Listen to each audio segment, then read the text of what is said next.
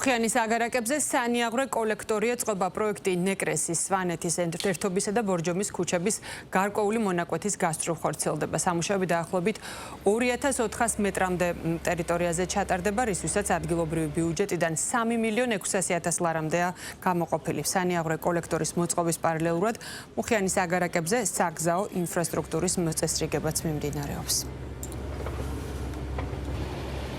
კეთდება ცენტრალური მიმღები კოლექტორი, რაც პრინციპულად მნიშვნელოვანია აღნიშნული დასახლებისთვის. რამდენიმე თვის წინ, როდესაც ჩვენ აქ ვიყავით მოსულები კონკრეტულ სამუშაოებზე, ერთ-ერთი ქუჩის სამუშაოებზე, ადგილობრივმა მოსახლეობამ მოგმართა თხოვნით, რომ გაკეთებული იყო ეს პროექტი, იმიტომ რომ წვიმის და უხვი ნალექის დროს უდიდეს პრობლემის წინაშე იდგა მოსახლეობა.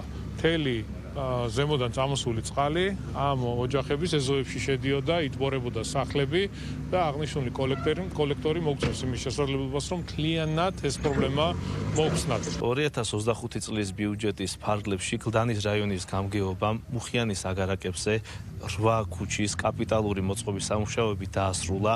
ჯამში 32,000 კვადრატულ მეტრ ფართობზე დაიგო ასფალტის საფარი, ხოლო ბიუჯეტიდან დაიხარჯა 5 მილიონი ლარი.